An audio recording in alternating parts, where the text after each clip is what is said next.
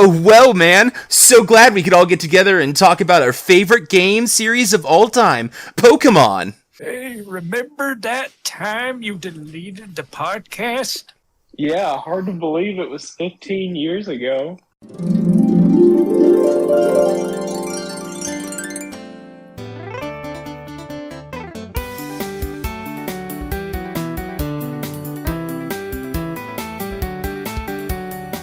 Welcome to definitely the first attempt to record Pokemon, the Podcast, Gameboys Gen 2. This definitely isn't us doing it again out of synchronization and after recording the second episode because I deleted it trying to make room for Baldur's Gate 3 for my wife. I'm Dalin Malna. I'm the Austin guy. And I'm the other man. Oh my gosh. Hi, fellas. Welcome to this completely original thing that is definitely how I intended it to be. How are y'all feeling today at this brand new episode that we just started recording? I'm feeling decent, I would say. I'm feeling Poke positive.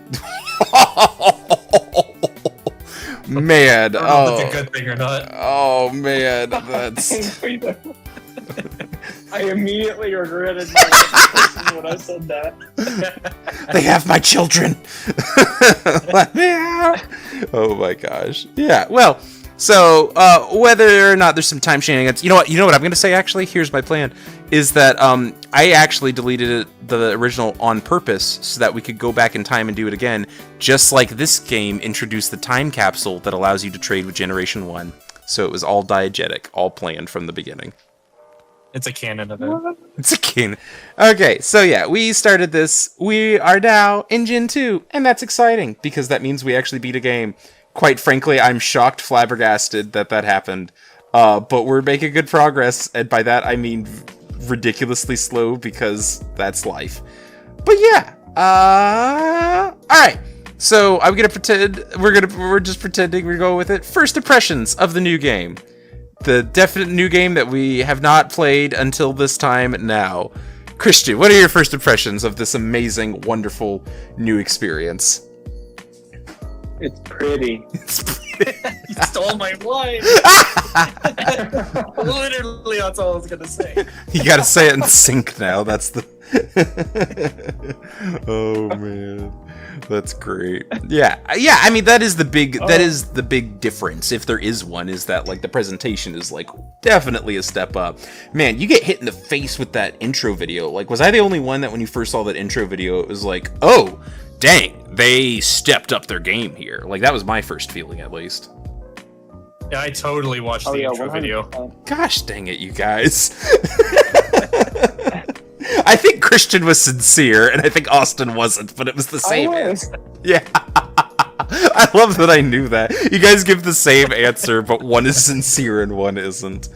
Well, it's very pretty. It's very nice. And when I started the game, the first thing I thought was, I was like, oh my gosh, it's like the tiles look better specifically. Like, just the backgrounds and environments. Like, they look a lot less like, hey, someone managed to make a pocket calculator play a game, and more like, oh, like there was an art direction here. Yeah, I felt like I was finally playing a Pokemon game and not some weird alpha game. Yeah. As we mentioned about 30 minutes ago in the future, we did some trading shenanigans, and so I especially like was going back and forth between Gen 1 and Gen 2, and I'm like, even though they use some of the same sprites, like, wow, the tiles especially and the Pokemon sprites like look night and day better. It is actually a huge step up, I think. So yeah, that was definitely yeah. And then another quality of life feature I really liked mentioning. I think we mentioned some of the quality of life. There's some cool stuff. You got a day-night system. You can see the experience bars in battle. I think that's neat. I think it's cute. There's just a bunch of little things. It's like, oh, that's a little bit nicer. So I think that's fun. What's your favorite? Okay, everyone, I'd love to hear it from everyone. Start with Austin. I'll make Austin go first. What's your favorite quality of life feature that's like changed from Gen 2 to Gen 1? I got to see if I can remember what I those know. possible changes are. Let's see. Oh, okay. I remembered one. The biggest thing that I love is whenever I have to interact with, like water or the trees or anything that requires an HM, Yes. I can just press the button on it and not have to go into my Pokemon menu every time I want to use Cut or push something or use Surf. That is the greatest change from Gen 1 and Gen 2 that makes me appreciate everything. That is probably the correct answer. We'll try and come up with some different ones, but yeah, just not having to menu everything where there's a little bit of intuition where it's like, if you're pressing A on the water, you probably want to use the one move that can be used on the water and not Yeah. do nothing. What about you, Christian, though? Do you have a favorite different quality or just a different quality of life change that's kind of stood out to you as something like that? That was going to be my answer, I but know. I will instead say Pokemon holding items.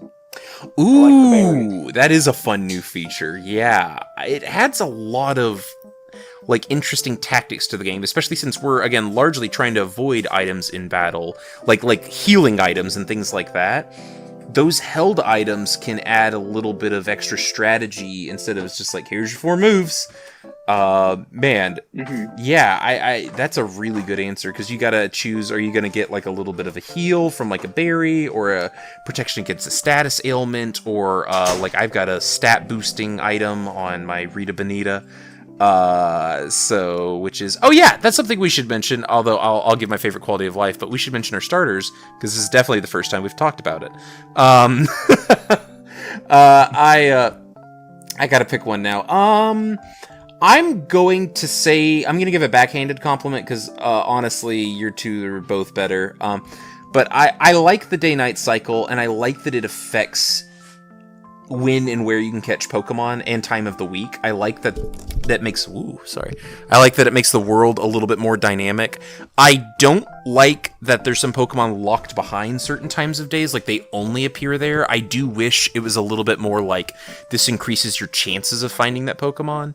But I still like that it adds a bit of dynamism to it, where it's like, it's not like you just go here and you catch it. It's like, you gotta go here and you gotta make sure it's the right time of day. It does make it feel more alive. Like, the whole point, we've talked about this several times, but the whole inspiration was like catching bugs originally, and like what that's like translated into a fantasy game for kids. And a thing about catching bugs is certain areas and certain times of days and certain seasons where they're available. And I think adding that day-night to affect the chances of that just plays into that fantasy a little bit more. And I think that's a pretty neat feature that they added. I noticed none of us said. Agree to that. Yeah, I noticed none of us said the phone was our favorite feature. These kids these days need to be off their phones more. They should never have given the kid the phone to begin with. Terrible parenting. Yeah. And she's just stealing my money anyway, so. Oh my gosh! Okay, related to mom. No, I think, again, I definitely have never talked about this before, but yeah, it's like your mom's like, hey, come see me before you run off to your adventure. And I forgot, and I just walked off. And if you do that, your mom calls you and goes like, oh, I'm really disappointed that you just ran off without saying goodbye to me. I feel really lonely now, but I guess I'll keep your money for you. Like, it was like a stab in the heart. I was like, oh my gosh. Ugh. Yeah, so. Did all of us choose to have our mom steal our money, though? I did, yes, because I like my mom. Exactly. That is exactly. I don't even know. I'm sure it's like some benefit somewhere, but mostly I'm just like, it keeps mom happy, and that's what's important. Yeah. I think that's pretty fun. But yeah, I guess we should each talk about what starter we picked this generation. I'll go first on this one real quick. I picked Chikorita because in this gen is one of the few gens that I genuinely like the designs of every starter equally. I think they're all dope, and other people had preferences, and so I was like, I'll just take whatever's left over. And shock and awe, Chikorita turns out to be the worst starter this gen, but I still think she's cute. I named her Rita Bonita, and I love her, and we're gonna make it. We're gonna make it work, even if, you know, maybe we're not the best, but we're gonna overcome it with fighting spirit. What about you, Christian? I picked Cyndaquil. Why? He's fun. Okay. Because he's fun. I felt like he looked like a Johnny, so I named him Johnny. And I wanted a fire type. Yeah. And I always liked him growing up. When I watched like the Pokemon anime, I always really enjoyed seeing him on the show. Yeah. I felt like he was cute. But his design was not always as cool. Oh. He originally was just a flaming Pikachu, basically. Yeah, you had some And- pictures I can show the folks of that, right? Or someone did. Yes. Chikorita basically is the only one that kept the same design. The Cyndaquil was basically just a flaming Pikachu, and Totodile was just like a Dratini with legs. Like, I guess that would be the best way to describe it. So I guess that means Austin, you must have picked Geodude as your starter then, right? No, obviously Pikachu. Oh yeah, of course. Gen 1 was so fun. you made an eternal bond. You couldn't break it now. Well, I shotgun kid breaking a turtle bond, but we won't go there. The Totodile is the cool Chad Virgil being the blue and Virgil being blue, so he is dominating the opponent. So I think he's only perished once in the entire playthrough, and I forgot where that was, but since then he has acquired more power and he is unstoppable. Nice. That's good fun. That's pretty great. Yeah, so that's our starters there. I think that's pretty good. Honestly, like, we could talk about the gyms, but there's not much to talk about. It was bugs, and then it was birds, and there wasn't much to it. I think that's fair to say, right? Yeah, that's pretty accurate. Yep. I will point out one funny story that I do remember in specifically. Was that Austin got stuck in the forest for like a ridiculous amount of time. Because what was the deal when you're running in the forest and you're trying to catch this poor guy's Farfetch'd, and you ran into an issue where you just kept circling for like minutes at a time. Yeah, so you have to like kind of push him the direction he's supposed to go, I think, is what the answer is. Because I kept just I thought you just had to interact with him and then he'd just go along the path that he's supposed to. But I always took the shortest path to the talking point, which I guess is technically the wrong way. Because if I talk to him on the side, not trying to push him like left or right when he's like 1 or 2 hops away, he'll go back where he came from and you have to start all over again. And I didn't get that I had to be directly behind him, ushering him towards where he had to go in order to actually get him there. Yeah, I put Austin got lost in the forest forever. Oh man. So yeah, not too much to say there other than what we'll get into in the future past. But yeah, overall, I think just first impressions are like, heck yeah, the visuals are a lot better. I like the designs on the new Pokemon. It definitely, my intuition says it's going to be a lot harder to make a team for us on this one. We're going to have to jump through a lot more hoops, but that it's going to be pretty fun anyway. So definitely looking forward to what the future holds, I think is what I got. Indeed. Yep. I don't have much else to say about that. Is there anything I'm missing on that kind of first bit there? From my side. Any other fun The facts first or town interesting? almost had a very different name. Who did? The first town. Oh, you Gameboy did! town. Yes! I want to hear about this again. I heard it the first time, but our wonderful visitors haven't. And it was an interesting fact. So would you mind telling us about that before we head out? So when it was still in development, the first town, for whatever reason, was Silent Hill. Oh, my And- gosh. It was like this for a majority of the production of the game, and then I think it was pretty like late in the production stage, the Silent Hill game came out and took the community by storm. Everybody loved it, but then Pokemon couldn't include Silent Hill as the name of the first town. So they ended up just going with New Bark Town. I don't know. I feel like they just kind of pulled the name out of a hat. I guess they were going with the like tree theme that the professors have, maybe, you know? Yeah, because Professor Elm. Yeah, I think you're right. Yeah. But, That. yeah, I thought that was really interesting. Yeah, that is funny. Though they've definitely had a different tone.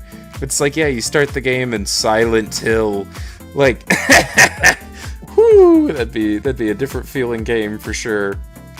Yeah. Oh, I guess one other thing before we head out, as we're talking about, is the way you interact with your rival. I think he's neat. I like him better than the first game's rival because he's actually like a delinquent instead of just obnoxious. He's like a criminal. What you name your rival? Of the same thing I always name my rival, Joshy, for my eternal rival, Josh in Pokemon, because he's like obsessive about Pokemon. So I usually make him the rival name. What about y'all? What rival names do we get there? I named him Scum. Scum for Virgil, huh? That's great. I named him Jerk. Just straight to the point. No, just right there. Okay, fantastic. I don't like this guy. He's a jerk. That's his name. You know what, though? We might come to find that he has his own story to tell eventually. That just might happen. And just like he has a story to tell, we have a story to tell. So we should jump back in our Poke Time capsule, head to the future, and see what future past present selves of ourselves have to say about this adventure. Don't you think, guys? Yep, just don't disrupt the cannon on your way there. I think that you're not my real mom, and I'm gonna do what I want. How far are we going? Oh man, we're gonna go so far that the next Poke Podcast is gonna be about Resident Evil, calling it now. Okay. Let's start from the beginning. Gen 22, here we go. Here we go. Welcome everyone to episode 1.5221 of the Poke Podcast with the Gameboys. I didn't delete anything, you deleted things. I am Dolan Malda. Go. Someone say something. Dear God, you guys are tired. Okay, Austin, introduce yourself. It's just you. Austin. Well, you already introduced me. No! Say hi to the people. They've missed you. No, I will say greetings. I will not say your word. That works great. All right, last mysterious visitor. Salutations. Okay. Pokepal. All right, that's Christian right there. We are enthusiastic. We are not sleep deprived. And we're ready to talk about a children's card game that is also a video game. When we last left off, you guys didn't hear it because I skipped it, but we're here anyway. And due to the power of time travel, we're here now. So we have actually gotten quite a bit done, fellas, haven't we? Since that last episode, that it is yes. I think the last Indeed, thing. quite a lot of foes vanquished. Yeah, we stopped at Gym 2, I believe, last time. That's kind of our general thing. Was that the Falconer? Was that? It's been a while. We've had a hard time with it. I think so. Yeah, you know what? I honestly don't remember any of them. No, because the first guy was a bird guy, right? Sure. You guys are killing me. Okay. I thought the second guy was the bird guy. Who was the first guy then? I thought the bug guy was first. That makes sense. That makes sense. Yeah, I think it was Bug and then Bird. They weren't that memorable. I will say this. I think as we're getting into the middle of this game here, it is blurring a little bit together, especially playing right after the first one. There's a lot of stuff to like, I think, but it is... is it just me, or does it feel like at least the gyms are not like maybe as memorable as the first time through? I'm not having those moments where I'm feeling like, in the gym specifically, where I'm like, oh my gosh, this guy is my rival. Have you guys really? I guess we're jumping ahead a little bit. Have you guys really run into any gym leader that you're like, that guy took my lunch and ate it? Well, not in this gen. First gen, I definitely did. Yes. Giovanni, lives on in infamy. But what about you, Christian? Has anything really has any of the gym battles really stood out as being anything other than kind of pushovers so far? Not really. Mm-hmm. I think the hardest one. I think for me the most memorable gym battle that I've had was the ice gym. Yeah. And I think that was mainly because the sliding on the ice was definitely memorable and annoying. And that one was the only one that I didn't get on my first try. Okay, so it was at least... I mean, we are playing a children's game here, so I guess it makes sense that it's easier, but I don't feel like the edges have been sanded off from Gen 1. It does still feel like a game that has some rough edges and some difficulty spikes and some weird quirks to it, and it doesn't feel sanded down or anything, but it does feel a little less flashing back to Generation 1. Do you remember when we started and it's like, oh, I have to grind for 6 hours? I know y'all didn't have that, but I think each of us ran into one point. Me really early on, Austin really late, and I know you didn't have as big a deal, Christian, but there were still a couple places where you had to sit down and be like, well, the game handed my butt to me, so now I guess I have to grind. That even happened for you, right? Yeah, exactly. Yeah, I had that happen near the end. Yeah, so, and Austin, you obviously, it got so frustrating, it was like, this is not worth it. So, I just feel like we haven't run into anything quite that difficult in this so far, although there were still some interesting quirks, but it's felt like a little bit smoother sailing, but I guess in some ways also a little less sticking in my brain. But with that, we can just kind of get straight into it. Do we want to start chronologically? We want to go over our teams. What seems the most fun to you guys? Team sounds logical to start. I think team sounds good. I don't want to start. I guess, Austin, let's do you since yours will be short and sweet on that, Yeah, I have my legendary duo team of Wacky Woohoo Pizza Man Dante and Virgil that are crushing the competition. Oh, man. Which is my final evolution of Totodile, which I have no idea what it's called actually. Feraligatr? Something like that, and then Arcanine as Dante. Yeah, but you there's a story behind that particular Dante, is there not? Wacky Woohoo trading with Gen 1. Yeah, so you were like, that was the funny thing, is you're like, we talked a while ago and we knew you had Totodile. And then you said, alright, so if it's water, I'll do fire and I'll do a Dante and Virgil theme you had mentioned. And we looked over the fire types that were available, and you're like, oh sweet, I'll get Arcanine and grow it into, or Growlithe and grow it into Arcanine. And we were like, yep. And then we got there and it's like, oh snap, you can't get a Firestone until the friggin' post game of this game. But you can get one in Gen 1, and after the second gym of this game, you can trade with Generation 1. So it's like, let's do some shenanigans. So, correction, fourth gym for the time trading. What did I say? I thought I said that. Second. Well, I lied. But yeah, so we had a lot of trading shenanigans. I'll mention some more that I had to deal with later. But Christian, obviously you're so Austin and I are emulating. I guess you're technically emulating too, but you're doing it on official hardware, so you're locked out of trading. You're having to just deal with what you got. So I'm actually really interested to hear what team you landed on and your reasonings why and what struggles you had to get there. So, where I am currently, and I haven't fully decided how much I'm going to change between now. So you're still not sure if you're locked in or not, even. I'm not certain. I'm still kind of feeling these people out. Oh man. But I have, so to start off, I have Johnny. Was a Cyndaquil, now a Quilava. Yeah.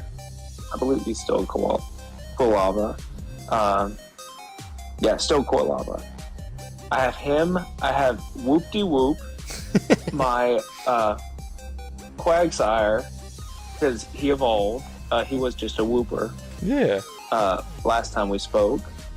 I have Ring a Bell, which is my Weeping Bell now, but I anticipate he's going to evolve soon into Victory Bell.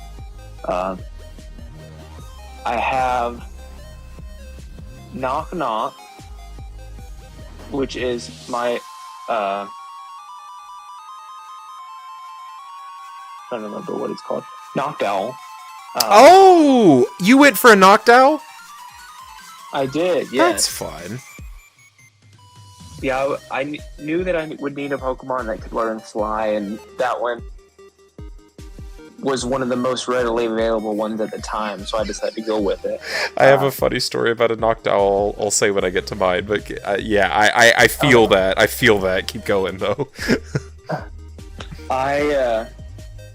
I have Guardian, who is my Pineco. Oh! Pineco.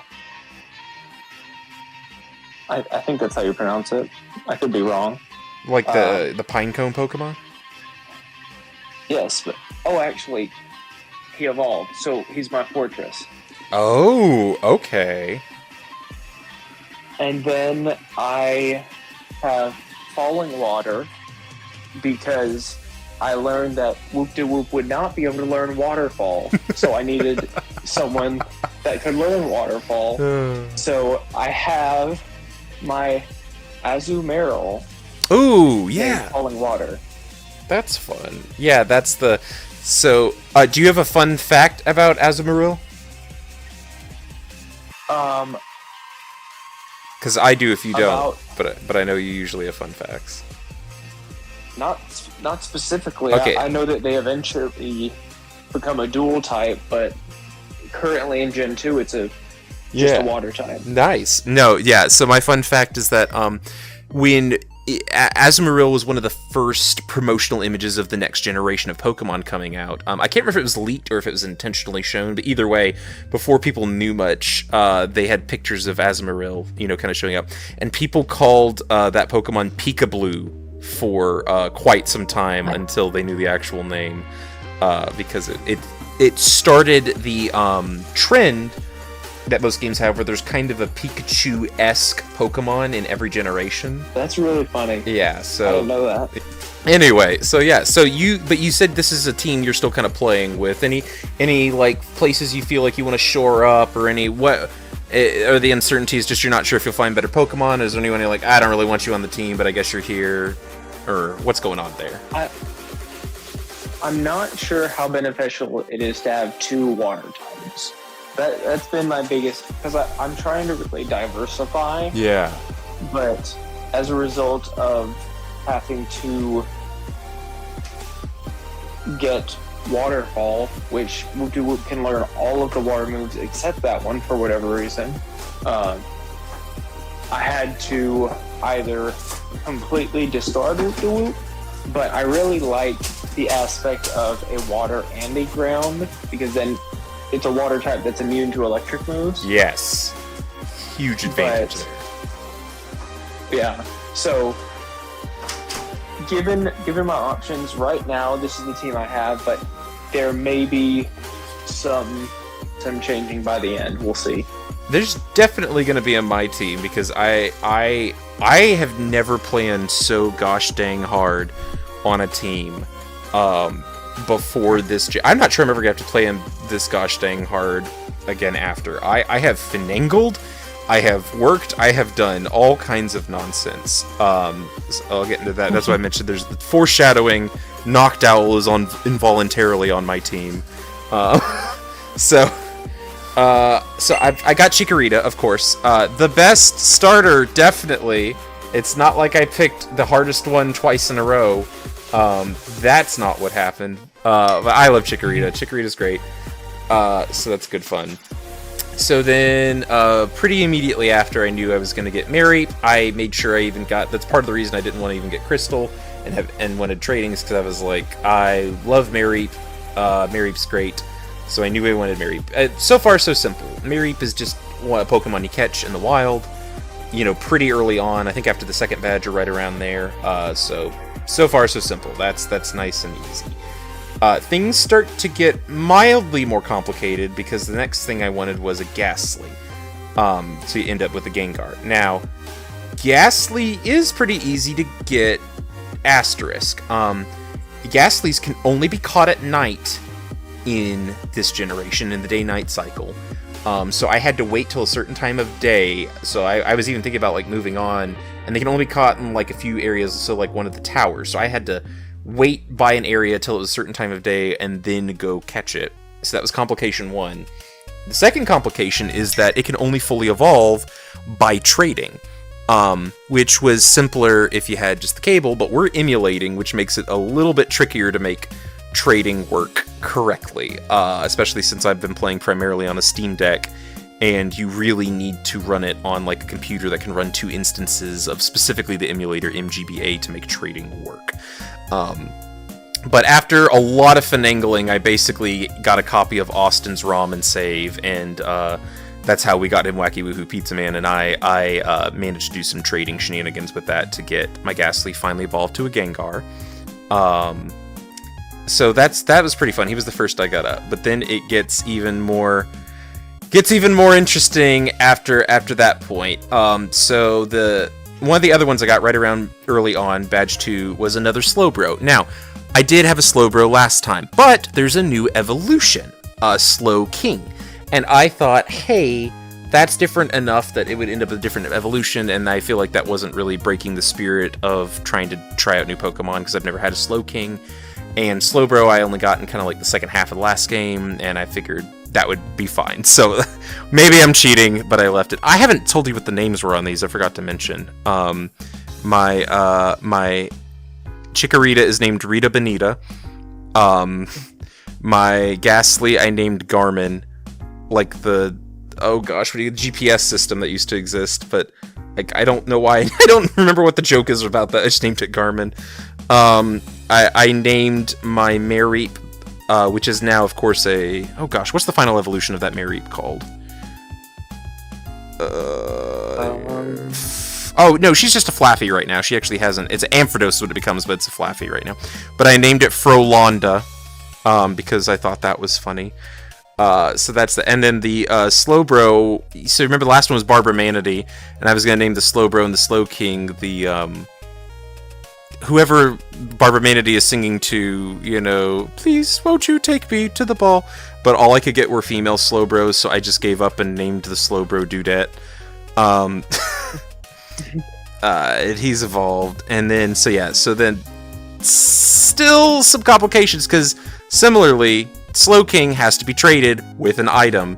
Item's not too hard to get, you just have to get Strength, go back to where you found Slowbro, Strength and Surf, and then go back and, catch that.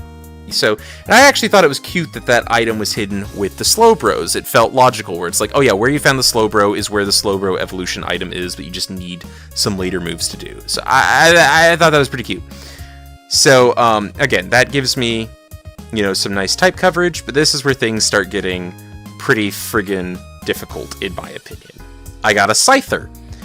To get Scyther in this game, you have to go to the you have to go to the bug collection city or whatever. There's did any of y'all end up going to the city that has the contest where it's we have a bug catching contest? Did either of y'all do that? I don't think I went there. No. Okay. I missed that. Yeah, no, so there's a bug catching contest city. You have to go there. That's the only place you can catch a Scyther is while you're in the middle of a bug catching contest.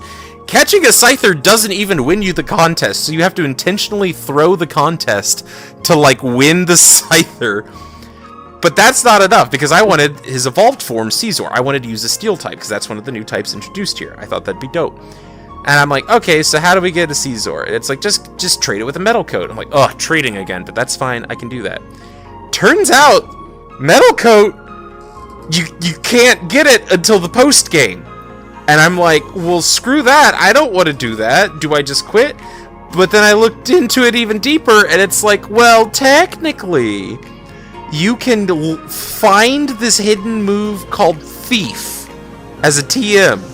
You can teach it to a Pokemon, and that Pokemon has a small chance to steal a held item from a wild Pokemon in a fight, if they have one. And in one specific route of this game, Magnemite has a like 2% chance, if he even spawns. He's got like a 4% chance of spawning or whatever, like a low, less than a 0.5% chance of spawning. But even after you get him to spawn, he has a 2% chance to hold the steel thing that you need, the steel item. So I had to like find this move, teach it to a Pokemon, wait for Magnemites to spawn, use that move, hope he had an item, hope the percent chance got that it collected it, and repeat this on fast forward for like 2 hours until I finally was able to steal this stupid item that would let me trade my Caesar in the emulator back and forth so that trade my Scyther so that he could become a Caesar. And that's not even the most difficult or complicated Pokemon I have yet. I have one final one. Because I wanted to try... I'm trying to use all the things that we talked about. Like I want to use all the features. I want the full experience of this game, right? Right? We want to fully experience it, right, guys? Mm-hmm. The enthusiasm. So I'm like, one of the new features that's interesting is that you can trade... We did it with Austin. If I had known we were going to do it with Austin, I probably wouldn't have done this, but... You can trade Pokemon from Gen 1 to Gen 2 after the 4th gym battle, and as long as you talk to Bill.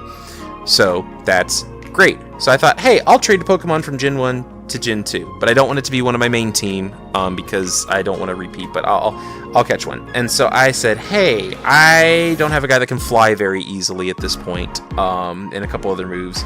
I was trying to cover my bases, so I said, oh, you know it's a rare Pokemon that's in Gen 1 that you can get decently easily, but you can't get in Gen 2?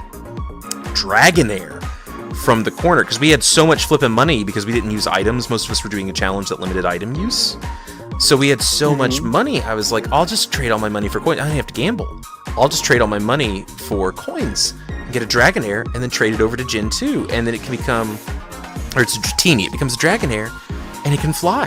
And then I'll have everything covered, and it's fantastic. And so I did all this work. Actually, my file got deleted for some reason, so I had to like use Austin's to like... I tried to use Austin, but Dratini isn't in there, so I had to go download an emulator that was a finished... It doesn't matter. It was all kinds of nonsense.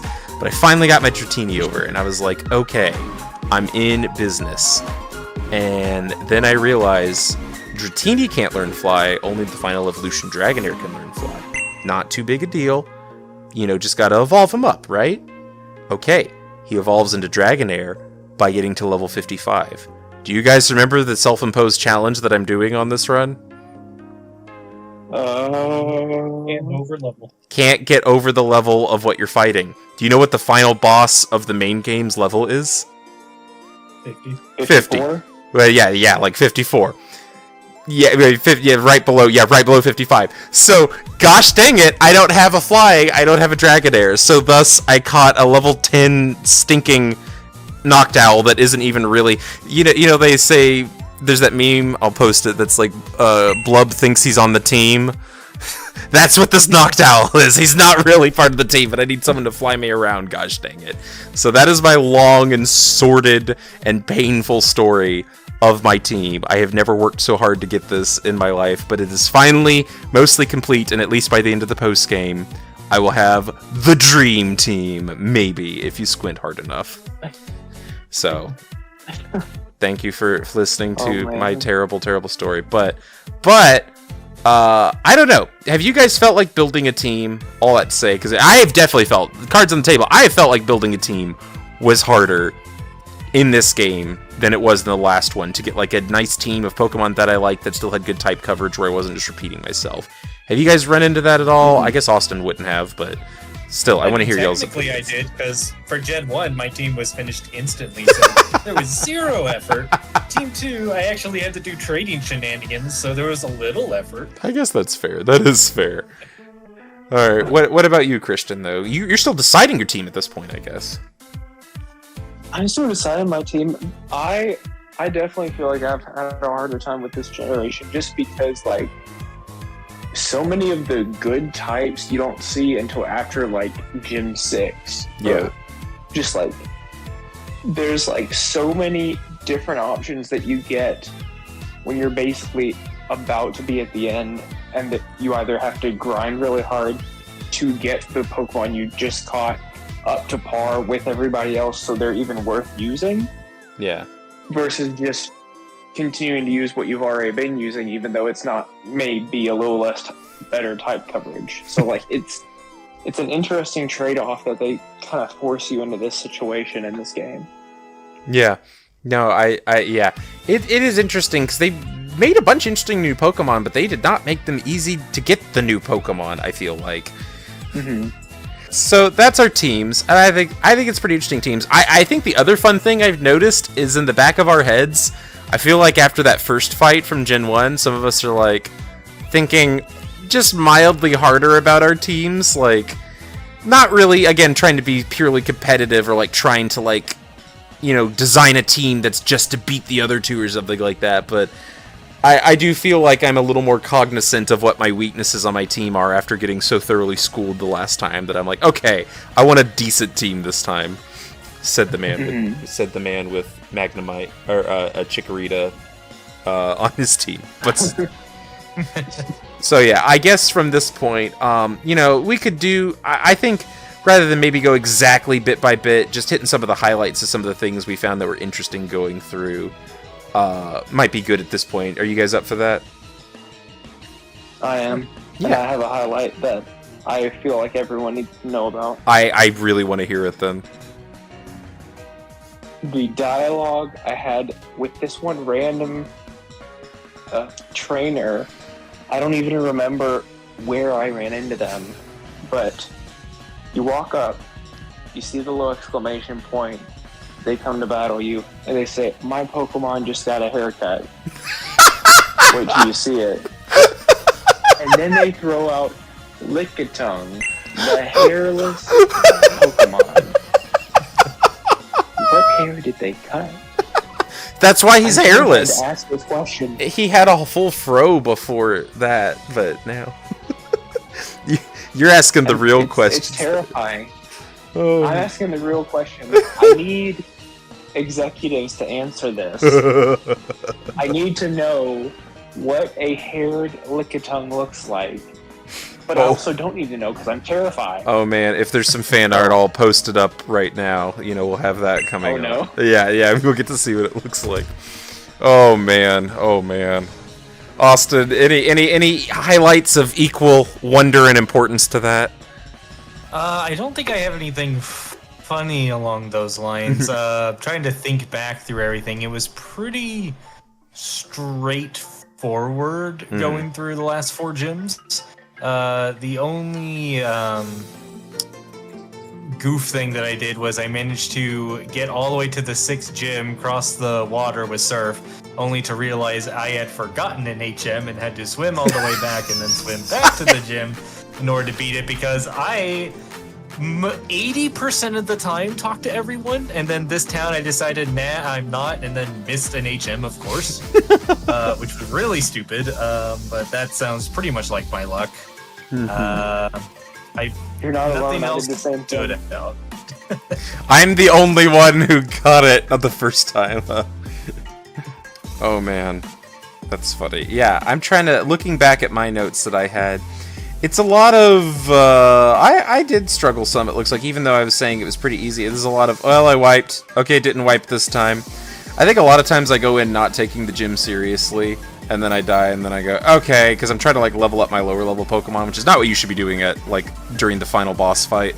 I did that a lot. I got a little over cocky. I think some of the standouts, I feel like we have to talk about Whitney. Like, she's a legendary, like, meme of difficulty in this game. I think my notes I specifically wrote is, Whitney is a crapshoot where one of us steamrolls the other instantly.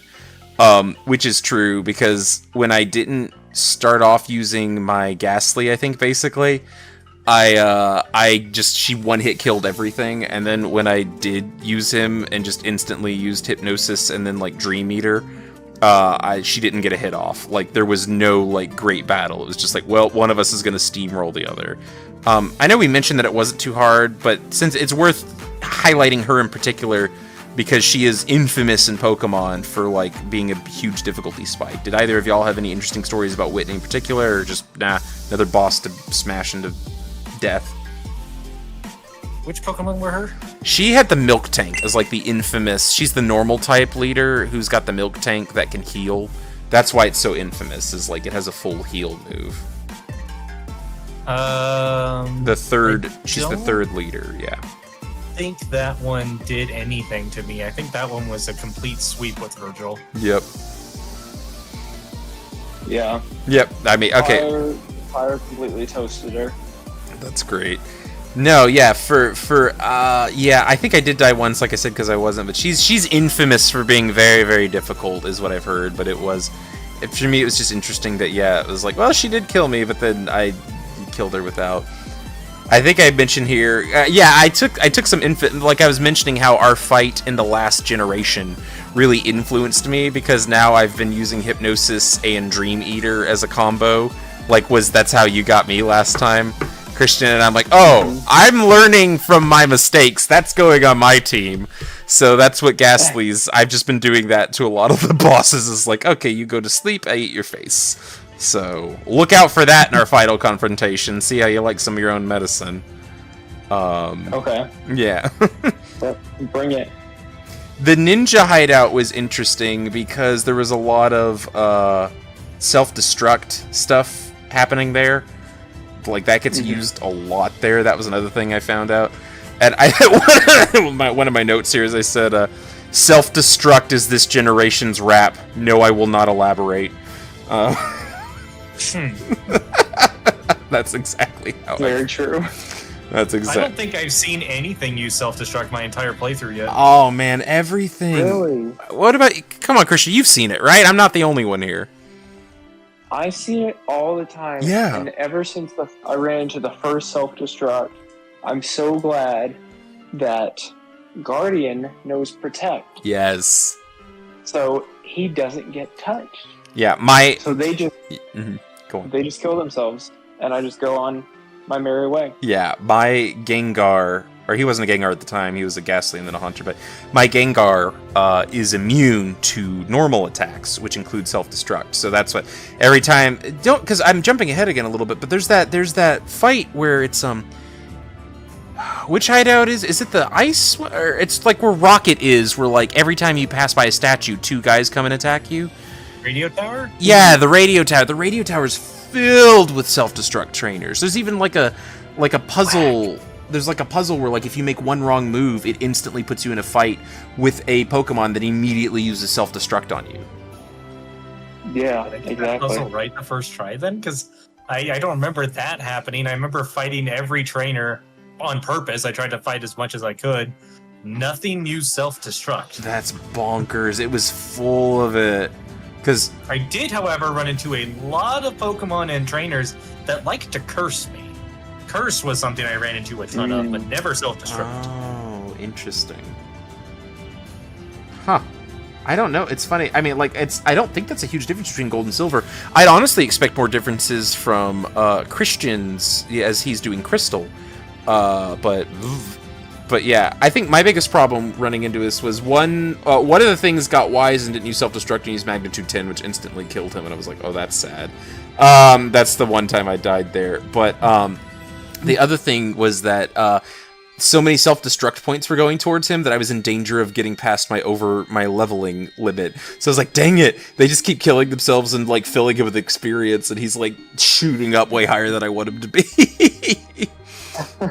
But yeah, so that was an interesting thing. Oh yeah, story-wise, not that I know there's a super intricate plot, but I put multiple times in my notes, oh my gosh, rival jump scare is what I put in all caps multiple times, because they intentionally have him show up like in the middle of like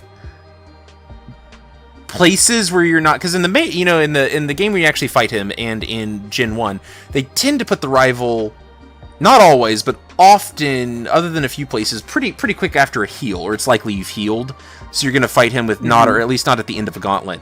There's several times you get to the end of some kind of gauntlet in this, and Pokemon are kind of hurt, and your team's not doing its best, and then the rival shows up, and I'm like, oh, I am not ready for a fight with you, dude. And then he just goes, I'm not going to fight you, I just want to tell you suck, and then he walks off. So yeah, multiple times I've rival jump scare. I'm not ready for this. Oh, he just left. But related to that, I thought it was pretty dope. Again, Pokemon is... I'd wish it had more story. It's clearly not what it's going for. But a little story there. I appreciated having Lance, he's like the super coolest dude from the first game, just show up and be like, kind of being like a vigilante, or like, it's nice to see an Elite Four member. It's like, what do they do other than just be the bosses at the end? It's like, oh, they go around to like actually try and help people and be heroes. And I think that's a nice little touch. It made me feel a little bit more invested in what came before and even this story. Did you guys have any feelings about Lance showing up, or it's just like, oh, okay, hello, NPC man? I don't think I ever met him because I never finished Gen 1, so I just here's some cool Pokemon guy. I wonder if this guy's going to be a gym leader coming up. Yeah, no, I guess the lore. No, yeah, he was one of the Elite Four in the or was he the champ? No, he's the Elite Four, yeah, because the champion was your rival. But yeah, he's one of the Elite Four members from the last game. Yeah. And on top of that, I know I had some mention of myself that, and I don't remember what triggered it, something with the rival or that radio tower, but I have something written down, possible return of Giovanni. Ooh, really yeah, cool. Yeah, that's been hinted at a couple times, hasn't it, man? Yeah, I can't wait for my revenge.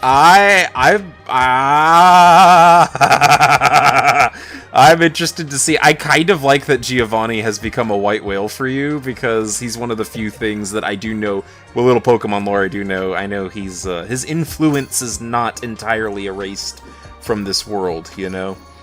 So I think that's... But, Christian, what do you think about Lance coming back, since you actually fought him in the last generation, too? I thought it was pretty cool to have him back. Yeah. Definitely something, like, if you played the first games, you recognize, like, if you made it all the way through. But kind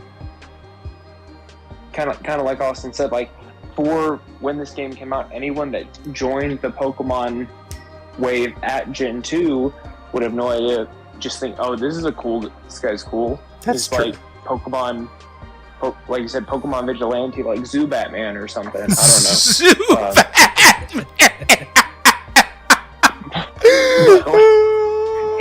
He just shows up, helps you, and then leaves. Like, cool, thanks for the help. I wish I could have gotten that week, but okay.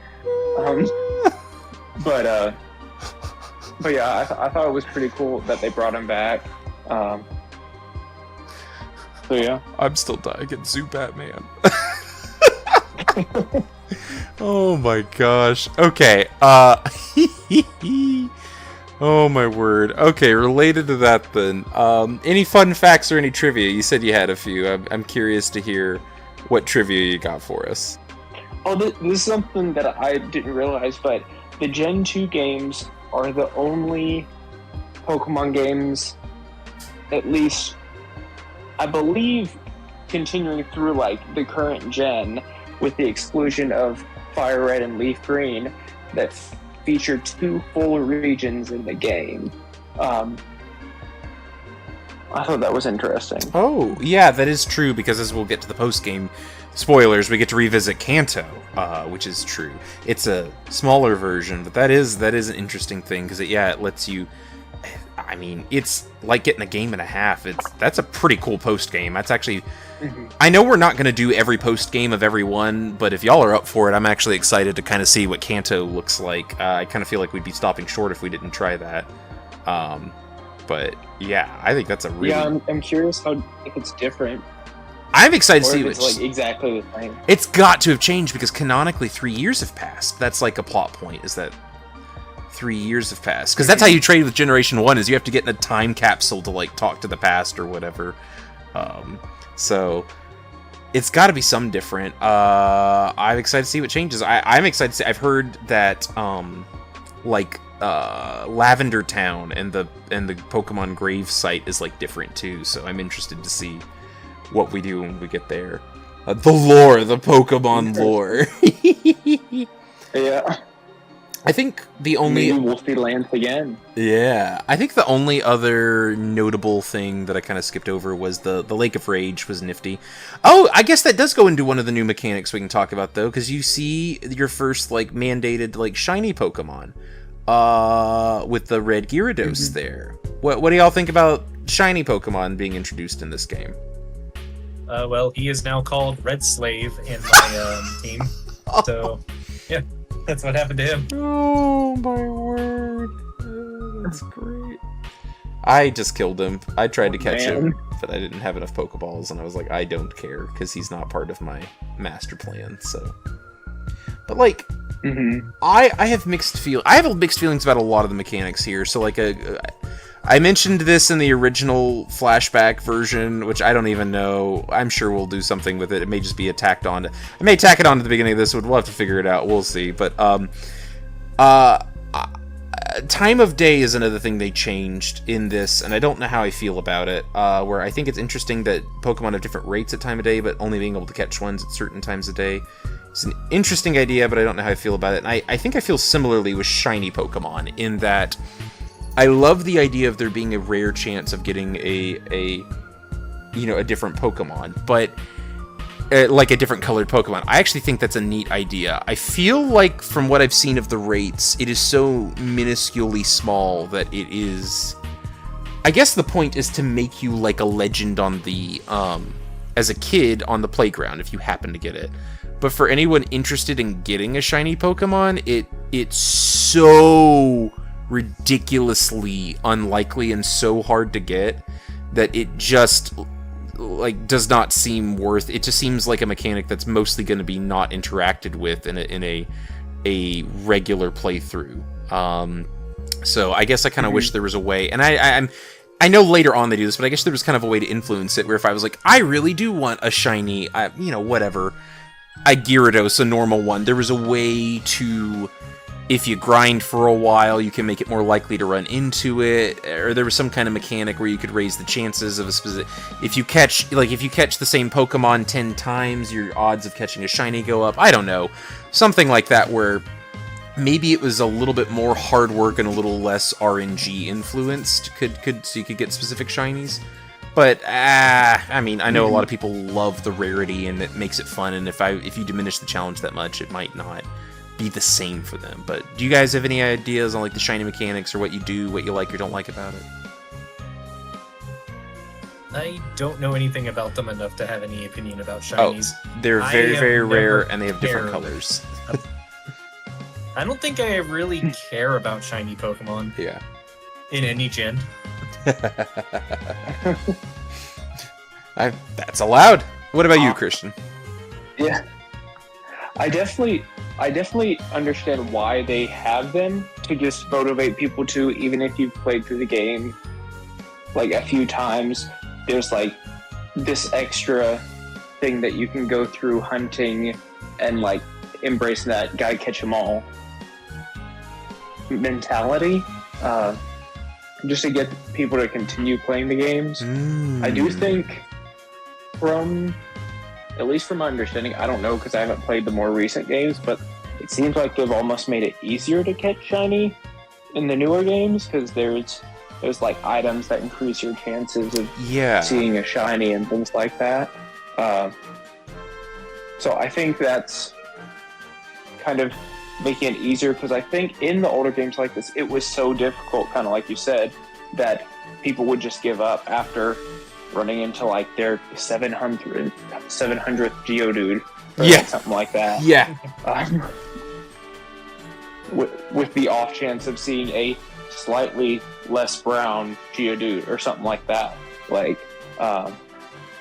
I do think, at least from pictures that I've seen, I do think some shiny Pokemon look cooler, but there are also some that in my personal taste, I don't think look as good in the shiny form. So it's kind of a preference thing in my mind.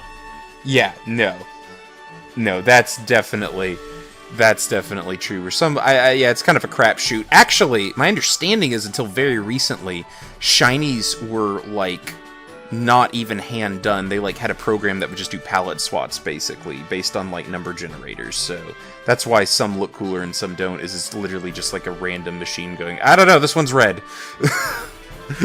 That kind of a deal. Overall, oh, and again, mentioned this in the flashback, probably mentioned again, I continue to hate calls with a passion. I regret adding people to the phone. I'm considering just going through and deleting them all. Pain, I hate it. It is the only thing that is like a downgrade from the last gen. Some things are kind of just different, and a lot of things are better. Gosh dang it, I hate that phone. Oh. It's just, yeah. I don't know. Has that not been bothering anyone as much as it's been bothering me? I've never talked to trainers after I beat them in any Pokemon game, so I never got anybody's number until I accidentally talked to one bug kid after it, and then put his number, and then like every like thing I did, it was ring ring. Hey, it's me again. There's a bug here. Want to catch it? Or ring ring, come fight me again. It's like nope, delete. Yeah, I'm not doing this ever again. Wait, so that's how you get numbers? Yeah, you guys don't talk to them after you fight them? No, because I just figure that the dialogue doesn't change. No, it is. They give you exactly. different. No, they give you different advice and like. No, they like tell you where key items are, and my gosh, guys. I've never, in the history of my time playing Pokemon, talked to a trainer after I Try it. They give different. They have different dialogue, and sometimes they're funny. Because one's like, "I'm gonna impress my girlfriend," and then after you beat him, he's like, "I think she's gonna leave me." Like it's just you get different dialogue. It's just sad. Yeah, well, whatever. But like they have different dialogue and different funny things. So yeah, it's like, gosh dang it, some programmer, Satoru Iwata, God bless his soul, didn't work his fingers to the bone to make that text fit, so you didn't read it. Respect the dead. But yeah, I was gonna say, I think that's the only thing where I'm like, nope, this is objectively a downgrade, and I hate it, are those phone calls. Can't stand them. But you know, yeah. Otherwise, I've really been. Oh, go on. I was just gonna say, I only get calls from my mom because I haven't talked to anyone else apparently. So it doesn't bother me because it's like one call between every gym or so. Oh no! So I'm gonna continue not to talk. No, to no, people just for because torture. Just for torture. I don't want you. I want you to add one phone number just for like a little bit because I want you to understand what it's like. Although you're at least in Crystal, where they did make a few changes. I did read this, where like we just get generic dialogue. At least every individual trainer has like a slightly different dialogue in Crystal.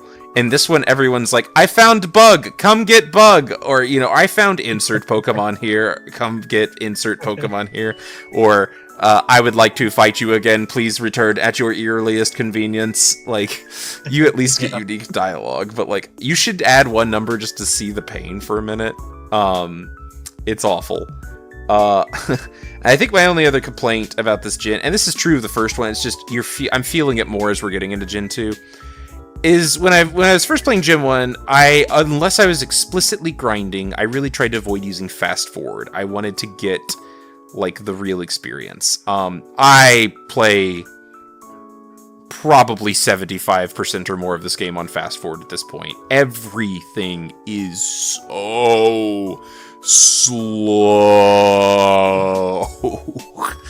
Like I 100% play on fast forward times 2. Oh man, I was trying not to. Poor Christian can't. He's just gotta like live with it. But like, I'm so sorry. Yeah. Hey, another advantage to switching to emulation next gen. But but like it's, oh man, I'm gonna be honest. I just am like, yeah, Austin. Whenever we're like, yeah, we finished, we're waiting on Christian. Just remember, we're literally doing it at twice the speed. So Gen 4 did not feel anything this slow, and I think part of that is the addition of like a running. Like you can actually run with like I think it's running shoes or whatever. I don't know which. Maybe Gen 3 will implement that. Gen 3 does that. You can move faster in Gen 4, and I feel like they move at a decent pace where it never felt slow to me. So probably once I reach there, or when we start getting those quality of life movement or speed things, I'll probably stop doing the times 2, and hopefully like the combat speeds up because some of the combat things are feel really, really slow right now. What cracks me up, and I get what you meant by the running, but what cracks me up is Gen 4 is both notoriously and objectively, specifically Diamond and Pearl, not really Platinum, although still Platinum is, the slowest Pokemon game in terms of, like, battles and animations taking a long time to get through and, like, meters taking a long time to fill. They changed something about it, and loading screens taking the longest time. So it's just funny, like, yeah, the insert slowest Pokemon game felt a lot faster. But I do get what you mean, because even if it's objectively slower in terms of, like, how long a loading screen takes or how long a move takes, it at least, having the agency of just dynamically pressing that run button still makes it feel not as sluggish. I think, at least. I think that agency makes it feel faster even when it's not. Because right now, yeah, it's just like, oh man, it is hurting me. That's my one real complaint. And Gen 1 was just as bad, but I think I cut it some slack because it was the first game. But by now, it's like, I wish they had tightened some things up, because it feels sluggish. And I don't remember it feeling this sluggish, but boy howdy does it. Yeah, but I've tried to use the bicycle in every building. Yeah, that is because we do have the bicycle, but like, it's so, because there's so many loading screens, you're constantly forced off of it. So like, it's just not it's not a good enough replacement. But yeah, I guess I do give it the bicycle. But I mean, overall, I'm nitpicking at the end. Overall, so far in the middle, we're pretty solidly through this game at this point. We just have a little bit left to beat the main game and then the post game. But right now, I gotta say, lots of improvements. Mentioned it in the flashback episode, but graphically and presentation-wise, this is blowing it out of the water. It's way prettier to look at. As frustrating as it is to have to do all these shenanigans to get the Pokemon we want, I wouldn't want every game to be like this, but it's kind of fun to have one game that's like this really difficult puzzle to figure out. I think if the series continued down this direction, it would get annoying, because one of the big advantages is, like, you have all these Pokemon, pick your own team and make it your own. It's then a little bit annoying, but it's been equal parts kind of fun to figure out the puzzle. So I wouldn't want the series to head in that direction, but it's been fun. The presentation's great, a lot of quality of life improvements. I'd say so far, this is a better game than the first one. It's slightly balanced out by the fact that it feels so similar to the first one that it loses a couple points for unoriginality, but it gains points for its quality of life improvement. So I think I'm enjoying this about as much as the last one so far. Maybe slightly more if gun to my head. Where are you guys so far on this? I'm a point or point and a half to 2 higher. Oh wow, like a whole letter grade for you? Yeah, the graphics play a huge role into it, because I don't feel like I'm staring into puke every time I play the game. And beyond that, I'm trying to... Yeah, I think that's kind of most of it. It's just like playing the game is less repulsive overall than Yellow was. And that's just kind of the fault of the hardware at the time, I guess. It's the same hardware, though. Well, then they did a lot better. Then it's a software problem. Because Yellow was on color. They tried harder, it feels like. Yeah. But even though gameplay-wise, I feel like it's approximately the same, but at least it is packaged nicer, so it gets another point. Yeah. Yeah. All right. What about you, Christian? I like this. I like Gen 2 more for a few reasons. I really like that it is at least more balanced. Like, you don't run into one random psychic Pokemon and they wipe out your entire team. So I feel like they balance the types a little better. I love having it in color. I really like I know you guys don't have this, but the animated sprites when they move just a little bit. Jealousy. I think that's really fun. Yeah. Well, just things like that, just adding more character to the game itself, and more. It's more visually pleasing compared to the first one, and the sprites in general just don't look as like rough Yeah. Just some of the sprites in Gen 1 were a little hard to look at. No disagreements there. Well, I'm pumped. We've only got 2 gyms left till that end, and then the post game. I guess what we'll do is just get to that end, see how, see what it feels like, and then see how long the post game is, and decide if the post game's going to get its own episode or if it's just going to get wrapped into the ending episode. So yeah, I think that's all I've got. But is there anything else you guys want to add? Anything I missed, or any fun facts or points I missed, or quality of life things y'all want to talk about before we sign off? I do have another fun fact. Ooh, hit us. So, gyms 5, 6, and 7 can technically, you kind of get the option of which one you want to go to. Mm-hmm. You're not bound to, like, you have to do it in order of 5, 6, 7. Like, I know we've all done gym 6, but not 5 and 7, if I understand correctly. I believe so, based on our pictures. We've all done the same ones, kind of for the sake of the podcast, but yeah. So, like, I thought that was pretty interesting that it gives you the option, making it, I definitely don't want to say it makes it open world, but it gives you more of a feeling of controlling how your game goes and where you go versus strict level by level progression. Yeah, I think that is pretty nifty. It mildly confounded my attempts to try and keep my level good, because a lot of them are the same level to kind of compensate for that. I was like, oh no, I'm getting over leveled, but I think I like the little bit of freedom. I like that it kind of guides you at first, but then opens up a little bit. I think that's a nice little thing there. So that is a fun fact. All right. Yeah. Well, I'm looking forward to more playing with y'all. I'm just so grateful y'all are taking the time to do this and record it and all that nonsense. So thank you so much. And I'm Dolan Malna.